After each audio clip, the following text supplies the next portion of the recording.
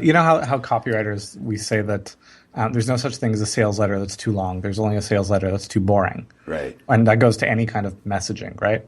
Like I get emails from people often who say, you email me more than any other marketer, because we email, every day pretty much, sometimes multiple times a day. Mm-hmm. You email me more than every other marketer, and you're the only person whose emails I read. You hear all the bull about marketing every day. Make your money in your sleep. My new offer is crushing it. My guru could beat up your guru. It's time to go right to the source and get the truth about marketing. With your host, the founder of copychief.com, Kevin Rogers.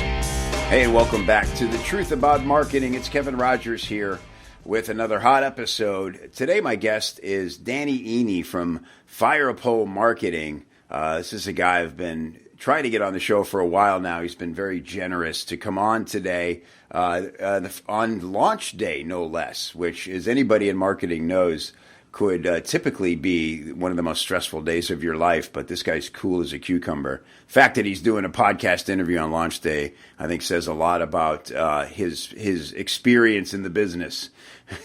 So I am proud to welcome a new dad and entrepreneur extraordinaire, Danny Iny, on the show. How are you, Danny? I'm great. Thank you for having me. I wouldn't say I'm quite cool as a cucumber, but this was just too cool an opportunity to pass up. So I was like, yeah, all right, let's do it. Man, I really appreciate it. And, I know what launch day can be like. So really, really flattered that you kept the appointment. Certainly justified if you'd have moved it. So thank you. So we were just chatting a bit ago, and I'm fascinated to learn a little bit more about your early history as you had this entrepreneurial spirit even as a teen, and you and I have something in common in that we both left school to do something we felt pretty passionate about. I know in my case, I just felt very restless in school, and like I couldn't wait to be an adult and out there in the world. It is when I got to a certain grade, it just felt like the clock was moving in slow motion. Was that you? Were you kind of restless too, or what led to your moving on? It's ironic because, like, if you had known me as a little kid, you never would have imagined that I would grow up to drop out of high school. Like, I was the goody two-shoes kid in the class that always had his homework before getting home kind of thing. But somehow I got to the 8th grade or 9th grade, I forget, but I went into that grade and just a switch flipped in my head. And all of a sudden, I was just feeling bored out of my mind. And I started cutting classes. Now, I'm not a person who does anything half-assed.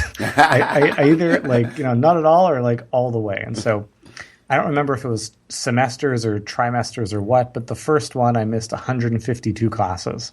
Wow. And, all either uphill or downhill from there, depending on your perspective. Right. And a year and a half later, I just decided, okay, you know what? I kind of took stock. I was like, okay, this is stupid. I'm not going to cut classes and watch MTV and go to the gym for another 3 years. I might as well do something useful. So I'm going to make it official, quit school, and do something, start a business. Wow. Now, it's funny, we're talking about it as if it was strictly our choice and there was nobody else with an opinion or say in it. What were your parents thinking about all this? My dad was flipping out, understandably. Mm-hmm. And by the way, kids, don't try this at home. I'm not necessarily advocating that you should drop out of school, although there are certainly merits to that to that direction. My mom was really supportive. She didn't have a great time in high school, and her perspective was that you can always go back and finish high school, which is true. I think people catastrophize it. It's like, oh my God, you're throwing your life away. No, worst comes to worst, you're throwing a year away, and then you'll go back and redo it. Like whatever. Yeah. But she basically said, as long as I'm doing something constructive, she was okay with it. And it was a great decision. Like I went back to school a few years ago and I actually got an MBA. And I feel like that was a really stupid move that cost me a lot of money for nothing. But dropping out of high school was a great decision for me. Wow. And how old are you now? I am 32 years old. I'm starting to have gray hair. Yeah, I got 13 years on you, so I don't want to hear it. I just shave it off if it gets too gray. That's my advice. All right, it's a deal. So tell me what you did. You decide I'm 15. I got bigger things happening here. What were those things? Well, I didn't have bigger things. I was like, I'm going to do something. Okay. So at the time, this is a long time ago. I knew HTML, which I imagine most of the people listening to this know what that is, which means they know it's not a big deal at all. But I knew HTML, so I was like, I think I can build websites. And so I started pounding the pavement and going like literally down the street, walking into the shops and asking, do you need a website? And I was too inexperienced and naive at the time to realize that the clerk at the counter in the shop is not the person who makes that decision. And I never got any traction at all. But one day I'm sitting at a friend's house. We're playing one of these educational games with his 7-year-old sister. And he looks at the game and he says, I'll bet you could build something like this. And I tell him, I'll bet I could. No idea why, because I had none of the skills that would be required to do that. But I say, yeah, I'll bet I could. So we find the box. I call up the company, get a meeting with the CEO. This is one of these things that in hindsight, it's like, how did I do that? Yeah. But at the time, it didn't occur to me that it was a big deal. So I walk into this guy's office. I'm like barely 16 years old. I tell him, I've got a business proposition for you. I think I can build the games that you're going to sell. And my mom has a degree in psychology. I tell him, I've conferred with a psychologist. And I've come to the conclusion that if you want kids to really learn, they've got to be having fun and the learning's got to happen in the background. Now, what he could have said was, no kidding, I've been doing this for 10 years. Get out of my office. But instead, he opens a drawer, he pulls out a document, he blows on it, and a cloud of dust flies off it. He says, this is a script that I wrote for a game 8 years ago. Why don't you build it for us? And I say, yes, that sounds good. And he says, this will give you a sense of just how little I knew at the time. He says, how are you going to build it? And I didn't have any programming skills. I had a friend who knew Visual Basic. So I tell him, I'm going to build it in Visual Basic. And he says, isn't that like reinventing the wheel? Why don't you build it in Director, which is a precursor to like Flash technology today? And I tell him, look, if we're going to be working together, then obviously I have to adapt to match your business practices. So no problem. I'll do it in Director. I shake hands. I go home. I open up Google, which was like brand new, and I type in, what is Director? And that's kind of how I got things started. Now, were you using that language? I mean, were you an early adopter of an intelligent speak? Were you like really holding your own in that meeting, coming off adult-like, or is that your, hindsight interpretation of it?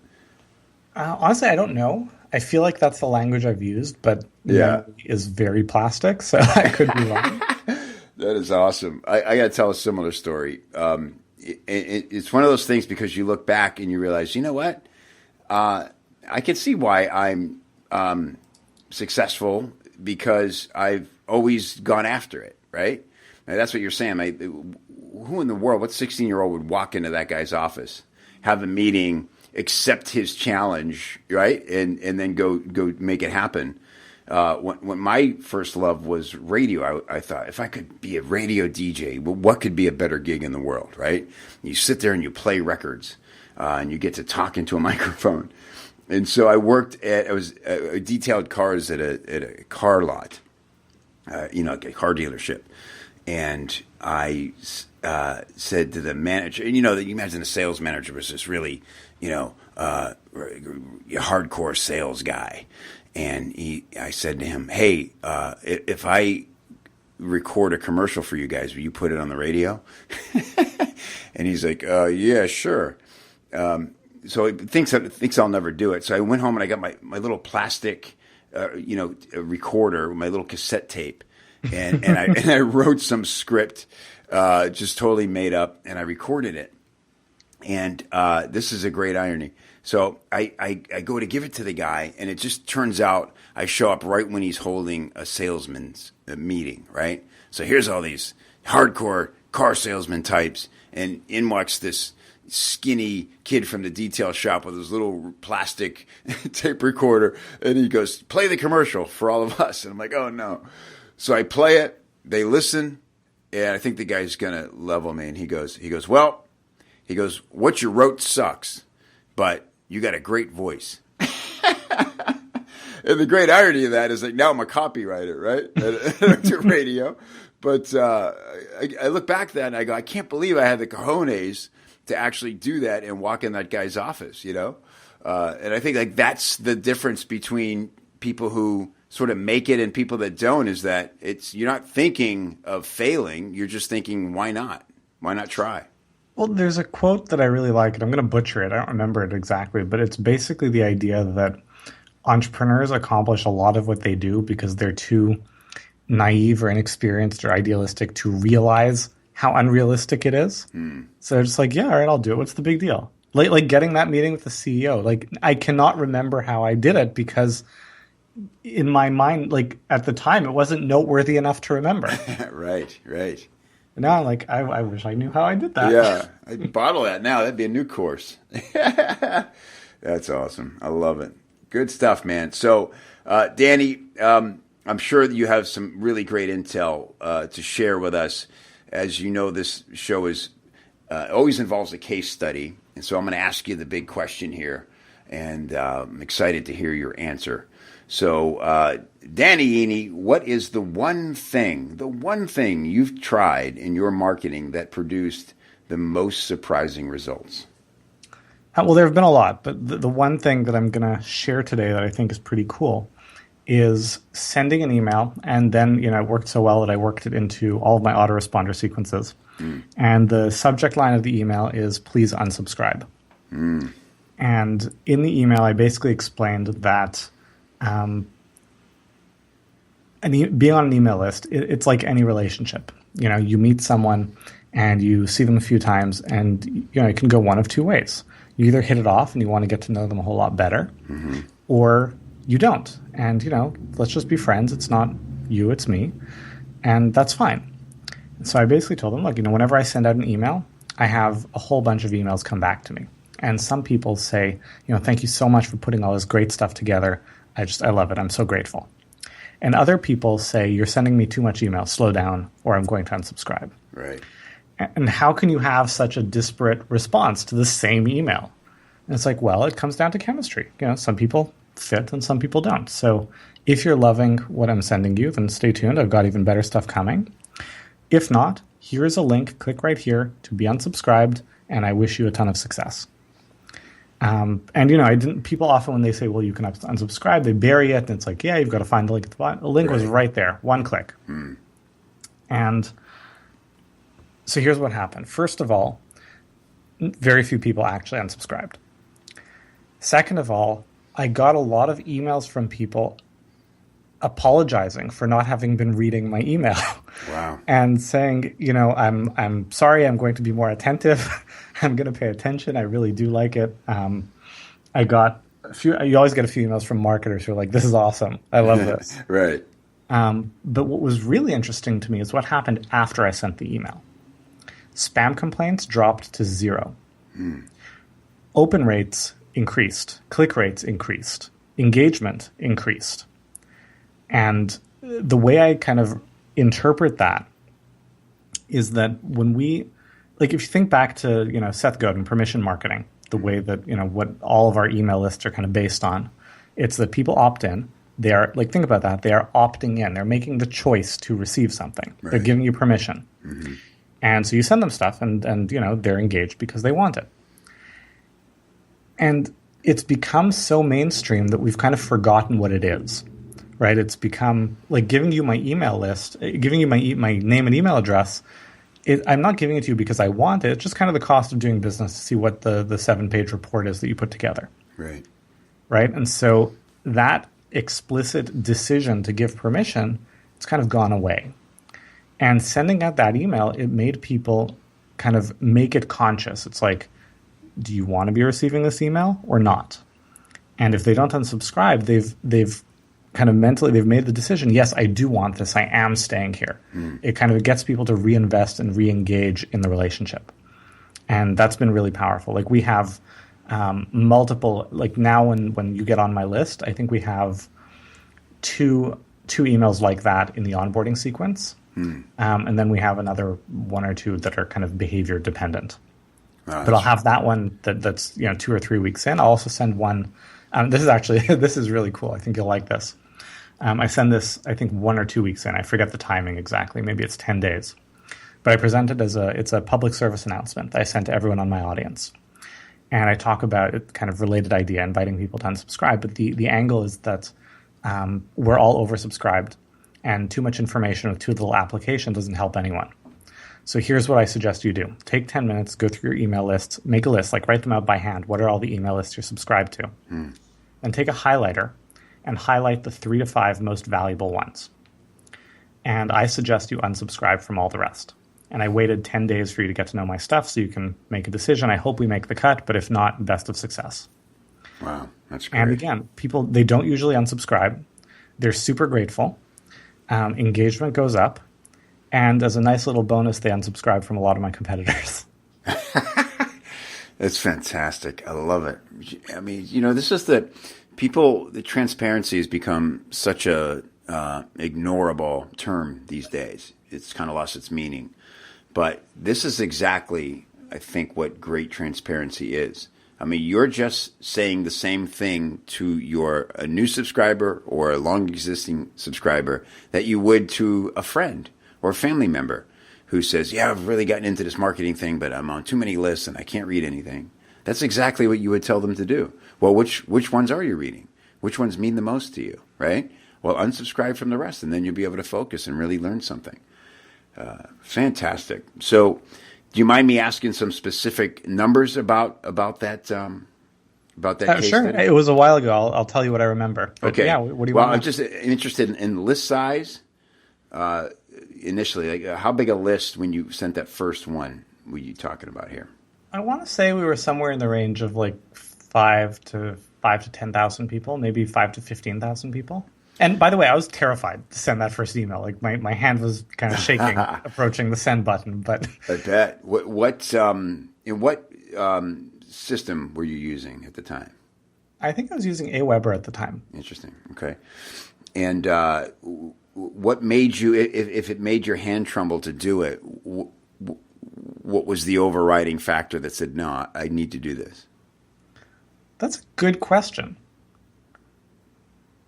I don't have a good answer to that. Like, I'm sure there was a reason. I'm sure there was like a proximate cause of like what prompted me to try this. Mm-hmm. But I feel like it's just one of those ideas that was kind of sitting in my head, and you watch your open rates kind of dwindle a little bit over time, and you get maybe I just got tired of the people complaining about, oh, you send me too much stuff. I just wanted to send this out. I was like, okay, look, just unsubscribe then. Like, what do you want from me? Right. No, it's great. And, there's another great message in there. I think you put it more eloquently than I'm about to. But the first time I heard somebody say this was Ramit Sethi. And he said, because he brought up the fact that he writes tremendously long emails and blog posts. And he said, he went through this. And of course, he heard a lot of people say, oh, Ramit, I love your stuff, but I can't. Who could read all that? And he started to cater to shorter attention spans and focus just on open rates and things like that. And then he finally realized, you know what? I have to write how I speak. It's way more work for me to try to write this short. I feel like I'm not being sincere. I'm not getting all the information across that I need to. And when he stopped doing that, he realized when he just writes how he communicates, the people who will hear him best are the ones who stay engaged, and they turn out to be his best customers, right? Mm-hmm. And so it sounds like that's exactly what you did. Is you said, "Hey, I can't be for everybody," and very politely said, "I welcome you to move on if this isn't for you." But what's really interesting is sort of the psychological effect of that. The amount of gravitas you showed in doing that made people say, oh, wait a minute, this guy doesn't need me. I'm not doing him a favor by staying on his list, even though I don't read his stuff. Maybe I should sit up and pay attention. Well, it's always funny because, you get the occasional crank. Oh, you're emailing too much. Do this or do that, or I'll unsubscribe. It's like, unsubscribe. Do your worst. Like, what do I care? Right, right, Unsubscribe. I'm happy to share what I can share, and I hope it helps you. But if it's not, unsubscribe. It's no skin off my back. right. Yeah, I love that. And Yeah, there's a, how copywriters, we say that there's no such thing as a sales letter that's too long. There's only a sales letter that's too boring. right. And that goes to any kind of messaging, right? Like, I get emails from people often who say, you email me more than any other marketer, because we email, every day pretty much, sometimes multiple times a day. Mm-hmm. You email me more than every other marketer, and you're the only person whose emails I read. Mm. Right? So it's about creating stuff that people are going to value, but then standing behind that. And the part that I always find funny is that often the people who complain, they're going to start with, I am a marketing expert, right? And here is my advice to you on what you should do. Right. And first of all, if you're a marketing expert, why are you subscribed to my list? Like, why are you learning about marketing from me? And second, it's always you follow their link, and it's like they have 17 followers on Twitter, and their website sucks. And it's like, why don't you just pay attention and learn something? I mean, I'm not saying I've figured it all out, but clearly I'm doing something right. Right. It's that fixed learner mindset. Have you read Mindset by Carol Dweck? You familiar with that book? Fantastic book. Yeah. That's just that. I think that's what that is, right? Those are people who they're not growth learners, and I love that too when they lead with their expertise. Mm-hmm. See what you're trying to do here, Kev, but let me tell you what would work better. Like, it comes down to, I think, insecurity, right? I mean, there's the question: do you want to be right, or do you want to be happy, or do you want to be right, or do you want to be successful? And there are people who just deep down they feel this need. I've got to be right. Right. I need the valid. And I'm not criticizing. It's actually sad, the chain of circumstances that lead you there. Mm-hmm. But when you let go of that, it's like, it doesn't matter if I'm right now. What matters is that I learned something. Right. And that is what leads to success. Awesome. So what is it's Firepole Marketing right now. It's firepolemarketing.com. You are rebranding, but that link will remain good. Why the rebrand? Do you mind me asking about that? Yeah, no, for sure. I won't share what we're rebranding to just yet, because, just in case, I want to break the news on my own website. Sure. But yeah, no, I can definitely speak to why.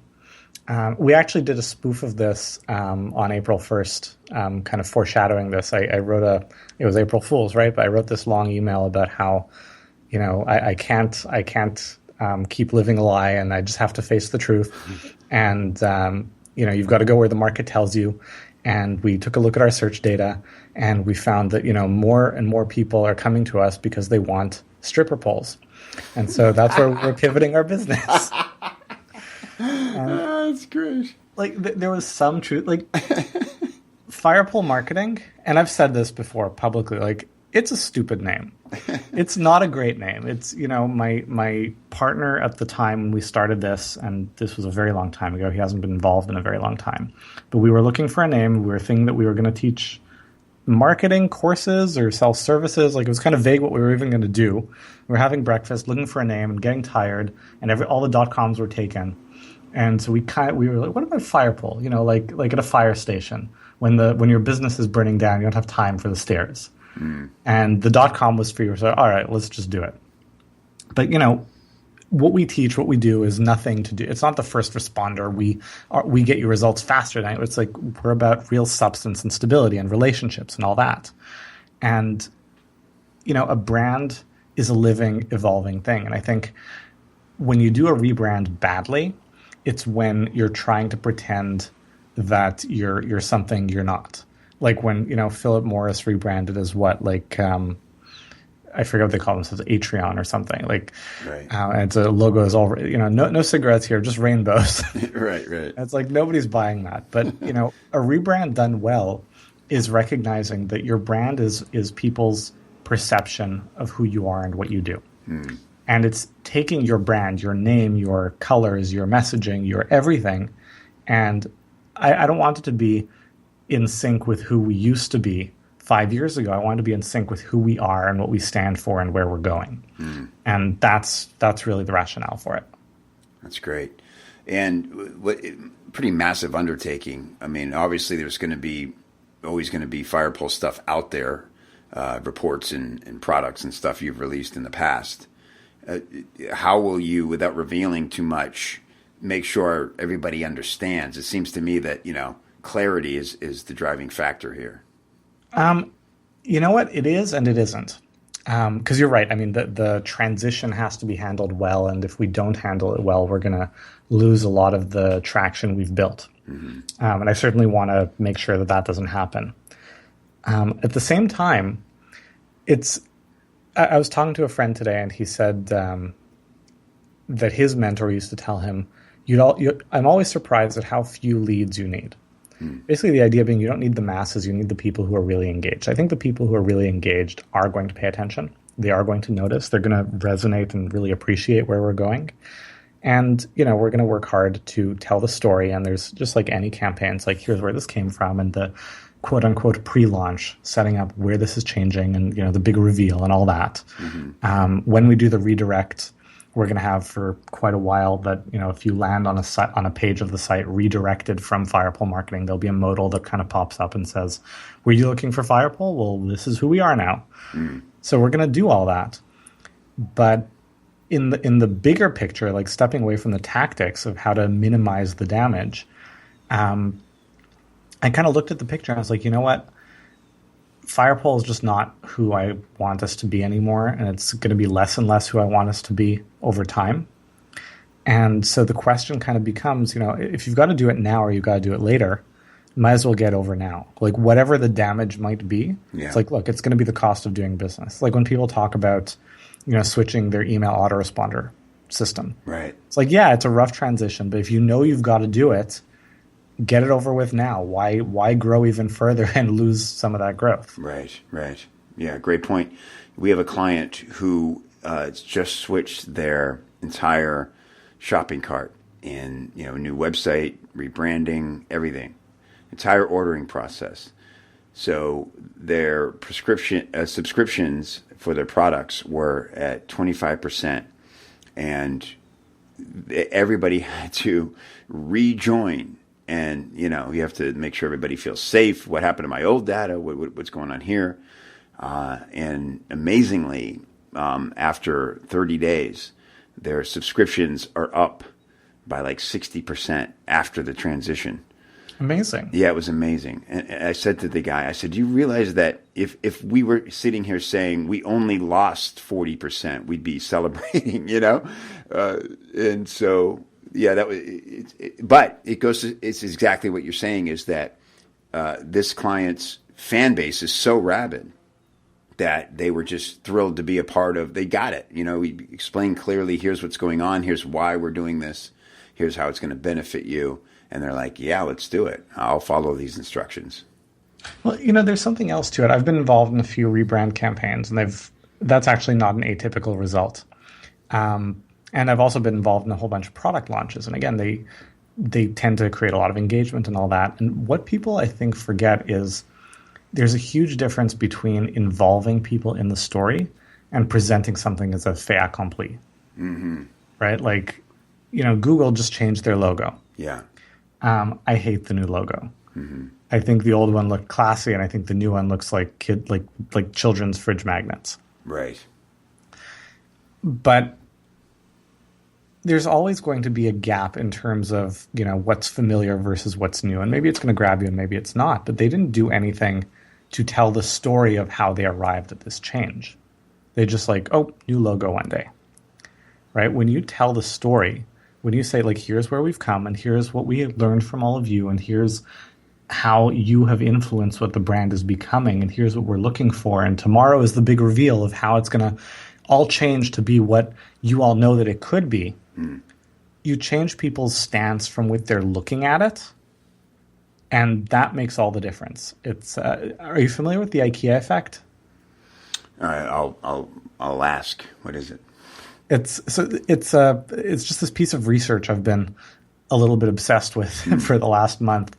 It's research, behavioral science research coming out of Harvard and Yale and Duke, led by Dan Ariely at Duke. And what they did is they brought a whole bunch of participants into a room. They had them build stuff. So, origami, paper stuff, Lego stuff, IKEA furniture, hence the name, the IKEA Effect. And when they're done, they ask, how much do you think this is worth, what you built? So you write down your price. And they take out the participants, bring in a new group of participants. They ask these new people, look at this stuff. How much do you think this is worth? And every time you value more something that you built, that you are part of creating. And I think what a lot of marketers do, and whenever you're communicating anything, it's marketing.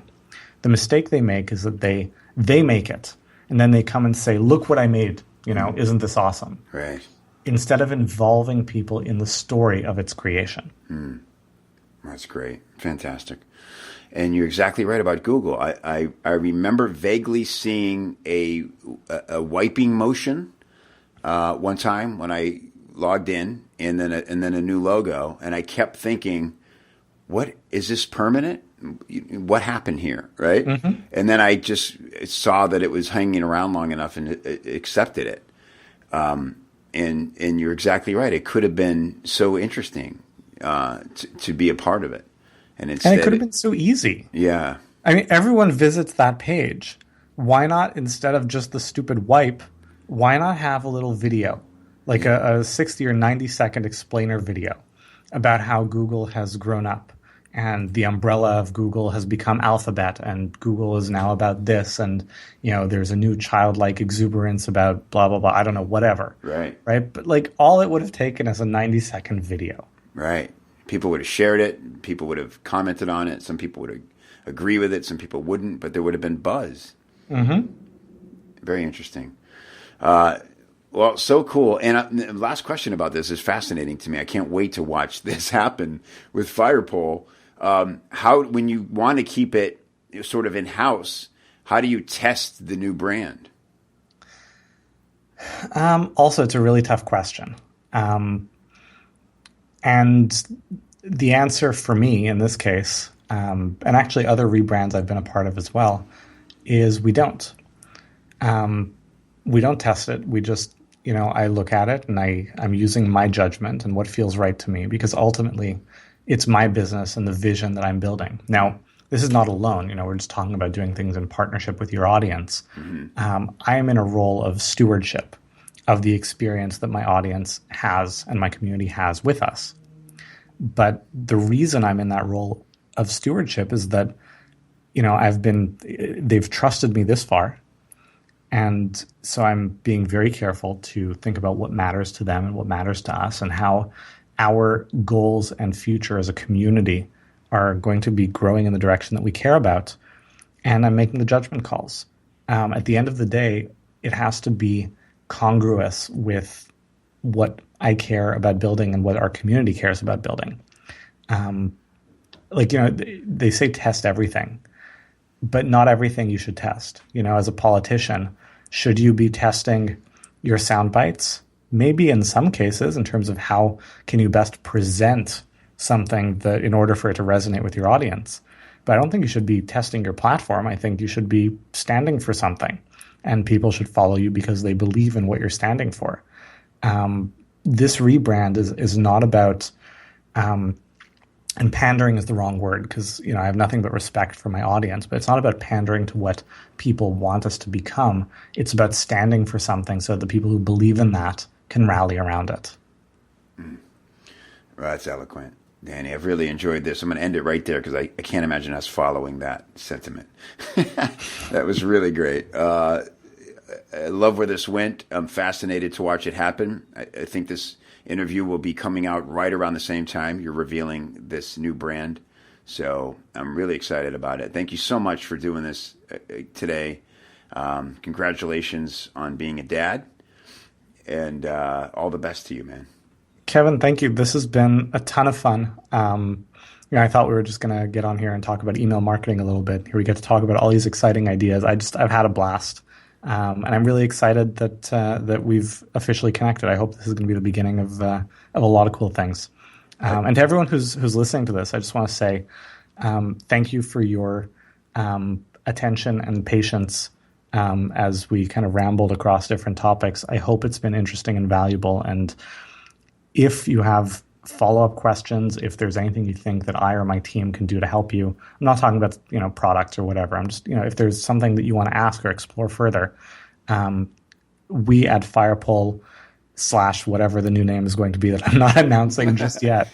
One of the things that we pride ourselves on is that we answer every question that people email to us.